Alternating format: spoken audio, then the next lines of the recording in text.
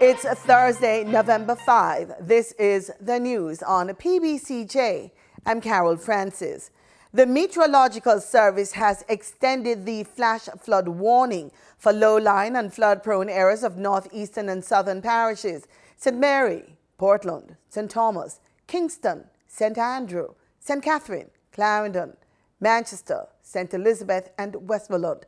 The service has also continued the flash flood watch for low-lying and flood-prone areas of Hanover, St. James, Trelawney, and St. Anne, effective until 5 this afternoon. A flash flood warning means flooding has been reported or will occur shortly. Motorists and pedestrians should not attempt to cross flooded roadways or other low-lying areas as strong currents are likely. Residents in low-lying areas should be on the alert for rising waters and be ready to move quickly to higher ground. A flash flood watch means that flash flooding is possible, and residents are advised to take precautionary measures. Keep informed by listening to further releases from the Meteorological Service and be ready for quick action if flooding is observed or if a warning is issued. Satellite imagery and rainfall reports indicate that the outer bands of Tropical Storm Eta generated mostly cloudy conditions across the island, with light to moderate rainfall and isolated thunderstorms mainly across sections of northeastern and southern parishes. Millions of dollars are being dispersed to assist farmers who have been negatively impacted by the torrential rainfall affecting the island.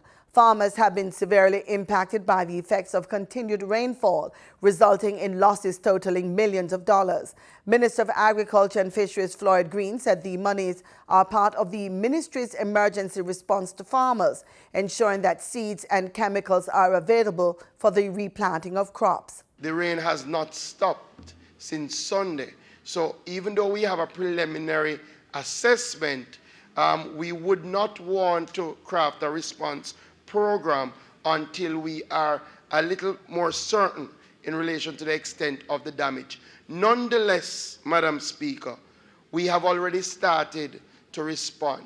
RADA has already, through its own reallocation and sources, has already made $15 million available for the hardest hit parishes, which thus far are Clarendon, Manchester, and St. Elizabeth. That will go automatically to the procurement of seeds to be again administered through the RADA office and the procurement of chemicals. But a more comprehensive program that will include the members of parliament, because I do believe the members of parliament have to be included, will be outlined in parliament next week, Madam Speaker. Minister Green says a more comprehensive report on the impact of the persistent rains on the agriculture sector will be shared with the House on Tuesday, November 10. Prime Minister Andrew Holness says his administration will be reassessing its budgetary allocations towards fixing damages caused by Tropical Storm Eta, which drenched the island. We are watching this new set of rains now very carefully. I'm really hoping that it does not create any further damage than what was created a week or so ago. We will do another assessment by next week, and we will probably have to update our calculations that we made regarding damage assessments, and we may very well have to do further reallocations in our budget. The preliminary tap from the flood damage is reportedly more than $2 billion. Drain cleaning activities are being done to prevent further flooding. The use of tablets is seen as a major support strategy in the teaching and learning process. The need for tablets in the classroom became urgent with the COVID-19 pandemic. On Wednesday, November 4, Prime Minister Andrew Holness handed out a number of devices under the Tablet in Schools program. The primary focus of the Tablets in Schools selected primary, infant and basic schools is to transform the learning process, encourage critical thinking and problem solving. More from Marlon Samuels. There is evidence that using a tablet motivates students who might otherwise be disengaged. 43 tablets were given to students of the Seaward Primary and Infant School under the PATH program by Prime Minister Andrew Holness. Of the 348 enrolled students, 178 do not own a tablet. My understanding is that the teachers and principals have put in place creative measures to reach these students who, by virtue of their inventory, have no device. With the granting of these 43 tablets, that number would now come down to somewhere about 135 not having, and therefore you would now be at about 38% not having.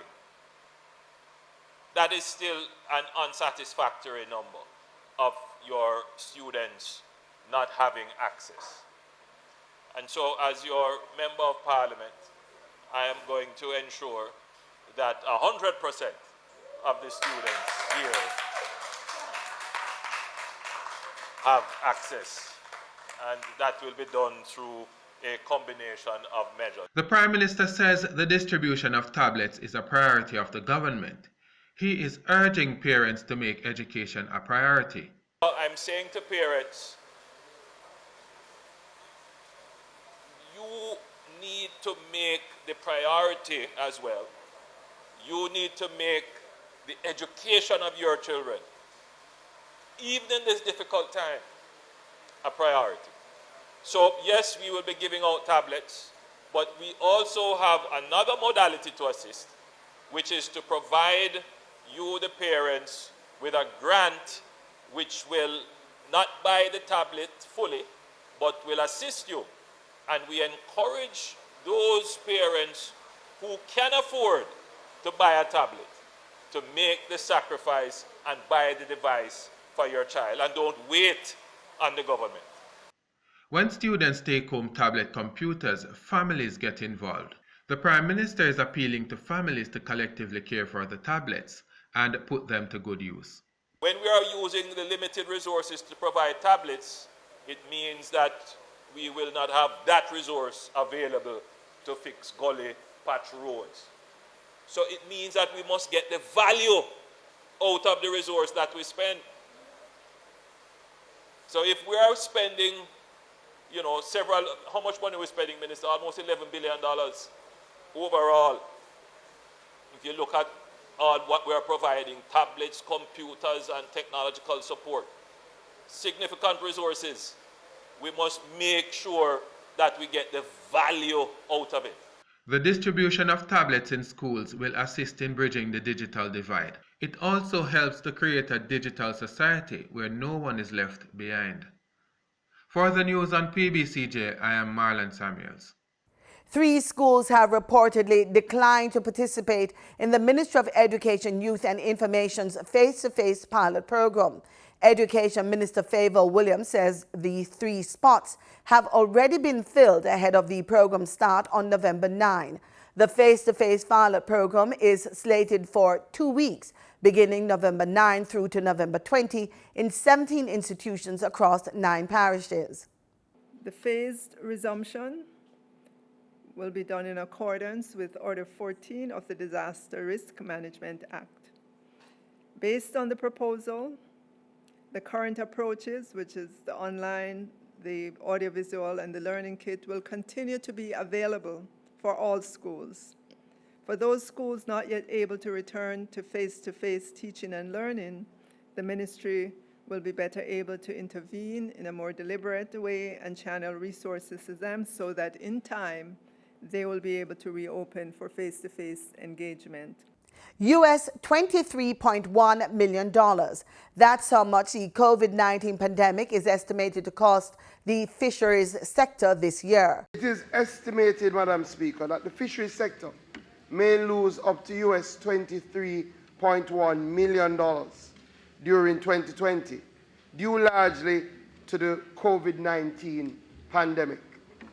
And the breakdown, Madam Speaker, is that our capture fishers, we expect them to lose about US $20.9 million, and those who participate in aquaculture to lose US $2.2 million.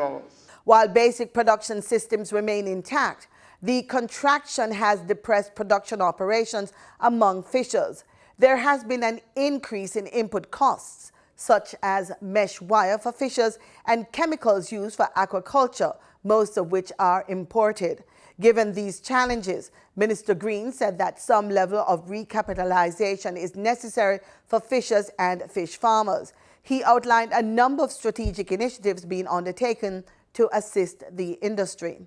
We're going to provide 4,740 licensed fishers from across 137 fishing communities with grants totaling $67 million. Each fisher will be provided with a voucher valued at $15,000 to be used to purchase fish mesh wire or equivalent fish gear. We are also going to help our fish farmers, Madam Speaker.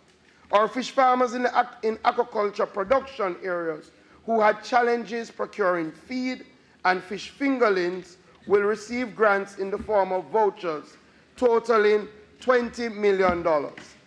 Approximately 72 farmers will benefit from this. Time now for a daily COVID-19 update. Jamaica's COVID-19 death toll has jumped to 215 as 4 deaths were recorded on Wednesday. The deceased are a 64-year-old male from St. Mary, a 70-year-old male from St. Catherine. 2 other deaths were reported as coincidental. The island also registered 47 new positive cases. This brings the total positives to 9,373. 41 recoveries were also reported, bringing that tally to 4,745. 17 moderately ill and 6 critically ill patients are among the 4,287 active cases now being treated. 76 persons are currently hospitalized. For the news on PBCJ, I'm Gabrielle Thompson. Motorists will get a break this week when they go to the pumps. Gabrielle Thompson gives us an update in this edition of the Business Report. According to the latest ex-refinery costs from Petrojam, motorists should see a decrease at the pumps in the prices of gasoline and diesel effective Thursday, November 5. 87 and 90 octane gasoline will be sold for $105.65 and $108.48 per liter, respectively, down by $3.06 each.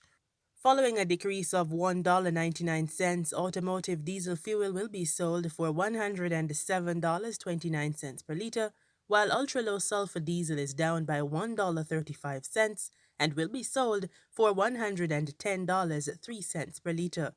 Kerosene saw a $1.79 decline in price and will be sold for $82.15 per liter. Propane liquid petroleum will be sold for $46.57 per liter, up by 25 cents, and butane liquid petroleum will be sold for $51.29 per liter after an increase of 83 cents. Marketing companies and retailers will add their respective markup to these prices. In Wednesday's trading session, the JSE Combined Index advanced by 887 points to close at under 400,000 units. Overall market activity resulted from trading in 80 stocks, of which 35 advanced, 33 declined, and 12 traded firm. The Junior Market Index declined by 12 points to close at under 3,000 units. Stocks advanced for Berger Paints Jamaica, Blue Power Group, and Caribbean Assurance Brokers Limited. Stocks declined for 138 Student Living Jamaica, 1834 Investments Limited, and Access Financial Services. Trading firm were AMG Packaging and Paper Company, Siboney Group Limited, and Community and Workers of Jamaica Deferred Share. Pulse Investments Limited was the volume leader with 2.6 million units, followed by the Limnas and Bards Limited with 1.2 million units, and Wigton Wind Farm Limited ordinary shares with 1.1 million units. Now for the foreign exchange. The US dollar on Wednesday, November 4, ended trading at $148.44. The Canadian dollar sold for an average $110.16. The pound sterling traded for $191.07, and the euro ended trading at $110.16. Oil prices rose nearly 4% on Wednesday after President Donald Trump falsely claimed victory in a tight U.S. election with millions of votes still to be counted, and after data showed a large decline in U.S. crude inventories. Brent crude futures settled $1.52 to $41.23 a barrel. West Texas Intermediate crude futures gained $1.49 to $39.15 a barrel. And that's it for this edition of the Business Report on PBCJ. I'm Gabrielle Thompson. Now, if you want to enjoy authentic roti to mop up delicious curry sauces with a twist, then Ali's Jamaica Cuisine on Waterloo Road in Kingston is the place for you. Chicken, goat, beef, veggie, shrimp, whatever curry is your taste. You can grab and go along with a number of delicious Jamaican staples. That's where we ended up in this edition of Culinary Trails.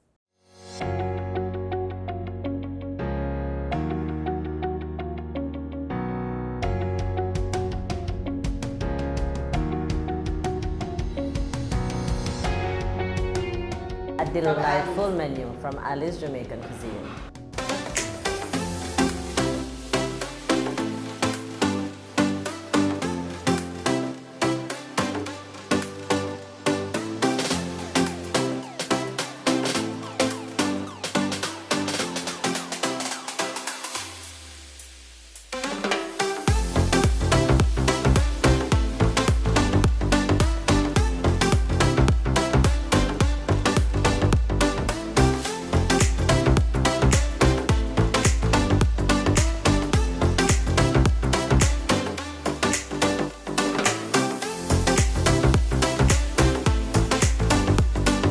Ali's come about from my former boss, Mr. Lawrence, Michael Lawrence. He's a Trinidadian. Ali's Jamaican Cuisine is a West Indian roti shop.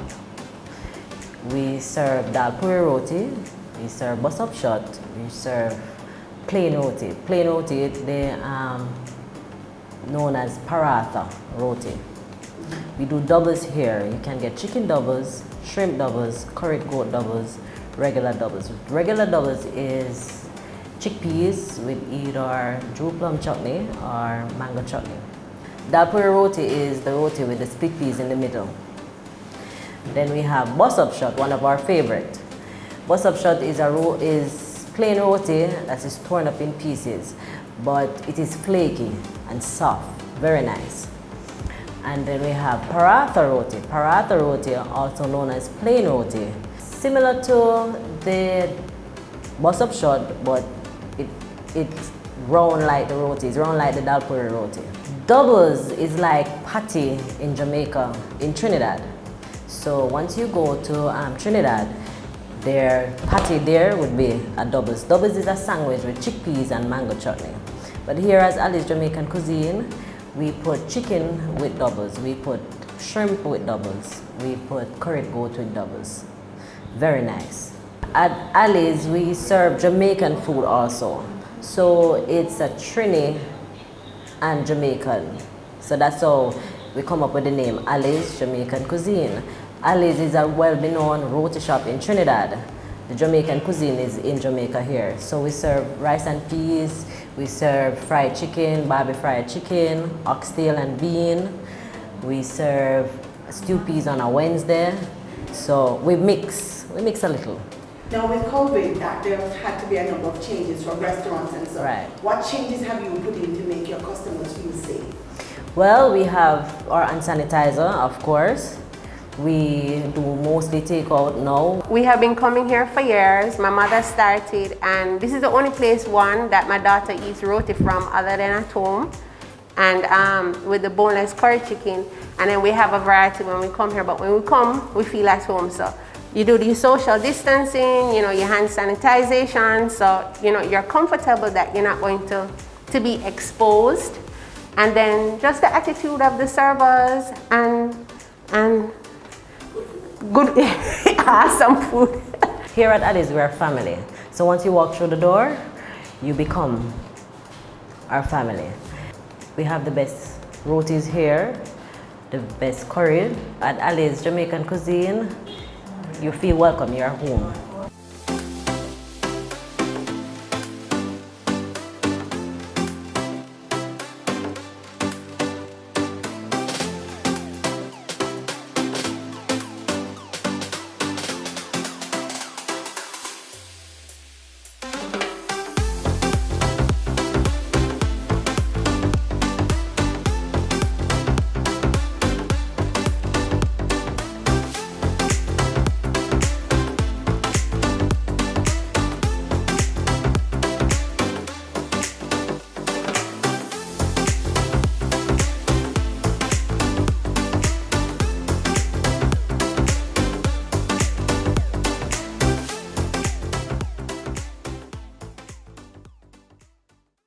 In regional news, St. Lucia's total COVID-19 cases have officially surpassed 100. 8 more cases were identified by health officials, bringing the overall confirmed positive COVID-19 cases in St. Lucia to 105.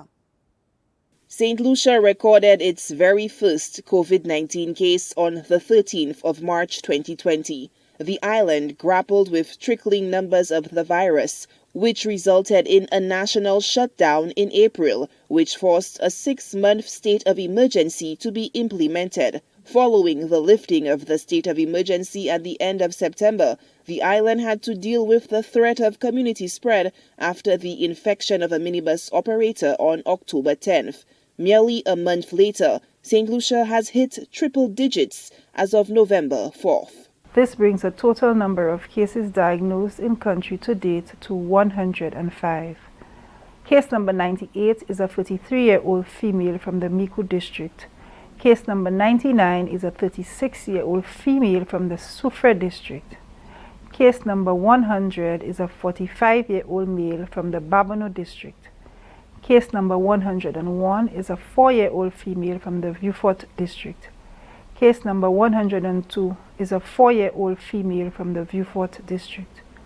Case number 103 is a 54-year-old female from the Labrie district. Case number 104 is a 55-year-old female from the Labrie district. Case number 105 is a 50-year-old male from the Gros-Islet district. Chief Medical Officer Dr. Sharon Belmar-George says the 8 cases were in quarantine awaiting their results. She gives details of 4 of the cases identified through contact tracing and 3 through epidemiological links. Case number 98 is linked to case number 55, number 77, and number 92. Case number 101 and 102 are linked to case number 68. Case number 103 and 104 were identified through the community outreach activity undertaken in Labrie. As per protocol, arrangements have been made for the transfer of these individuals into care at the respiratory hospital. The new cases now bring the number of active cases currently in country to 73. All of those cases remain stable and there is no case requiring critical care. In a recent press briefing, health officials revealed the island's bed capacity at the respiratory hospital stands at 85. Since the onset of the pandemic, 2 individuals have landed in the intensive care unit. Patient number 25, an elderly man with pre-existing health conditions, and a 48-year-old woman in quarantine who was found unresponsive in her room. Make time for physical activity daily. This can include a walk, swimming, or even backyard gardening. Remain hydrated by drinking water throughout the day. These daily health habits will help to build the body's ability to fight off infectious illnesses. With no vaccine, therapeutics, and antiviral treatments, health officials continue to tout the tried and tested approach at reducing the spread of COVID-19, which include regular hand washing, social distancing, and wearing of a mask every time in public. Solange Alfred, HTS News Force. Continued heavy rainfall has led to flooding in Georgetown and other areas of Guyana. We have the details in this report. With the weatherman predicting that more heavy rainfall could pound Guyana's coastal region and the nation's capital city over the next 24 hours, various government departments and the Georgetown City Council dispatched assessment teams today to look at flooding in a number of areas. In Georgetown, which has seen widespread flooding in a number of communities, City Mayor Ubraj Narain joined councillors and officials of the City Engineers Department to visit those flood-affected communities, as well as the city's drainage system. Several stores along Regent Street in the heart of the shopping district were forced to close down their operations for the day, as they were inundated with floodwaters. Affected businessmen said they have been left counting millions of dollars in damages and damaged goods. City Mayor Ubraj Narain told news source that all of the city's pumps are working and parts of the city will begin experiencing a relief from the floodwaters once the weather holds. He further explained that the heavy early morning rains came at a time when there was also a high tide, and that may have resulted in the situation around the city and other parts of the region. All the pumps are currently working. We had one with a little fault yesterday at Lamaha Street. However, we get that to fix. NDIA assisted us. All the pumps are working. However, I'm out since 6:30 this morning, visiting various areas. I visited Alberton, Albaistong, Prashad Nagar, Campbellville, Bel Air, Regent Street, and we observed many things, but we believe that this rainfall couldn't alone cause this flood. But the mayor also raised concern about the level of the floodwaters, pointing out that the city has faced heavier rainfall in the past, but did not find itself dealing with the level of flooding that was experienced today. We did went out there and we tried to reach the business people. Business people actually in Regent Street, they had lost millions of dollars in their dry goods.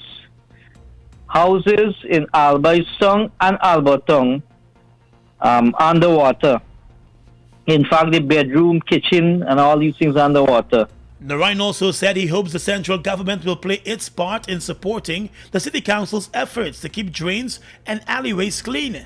He said the local government ministry appears to be playing politics when it comes to City Hall. The new government has stopped the annual disbursement of more than $70 million that was given to the Georgetown City Council under the last government to assist with drainage works. We need to stop playing a blame game and let us, the minister, call upon the minister to work, the council willing to work with him, but he seemed to play a very political scores, blame game. And we are not in for blame game. 5 years we went in power and this never happened.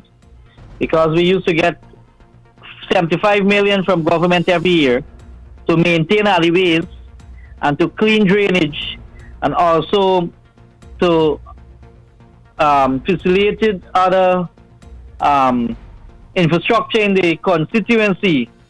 However, we did not receive that and the minister is not responding to those things I wrote to him. Mayor Narayan said he hopes the government will see the need to continue supporting the council's efforts to maintain the drainage system in the city. In sports, it's all about cricket. The Windies are ready to take on the Black Caps in the upcoming Test and T20 series. Windies T20 specialist Kes Williams and the on-cap Joshua Da Silva are both bubbling with enthusiasm as they begin their preparation. They spoke to Cricket West Indies media and expressed their eagerness to do well. Kesrick Williams, how does it feel to be back in maroon?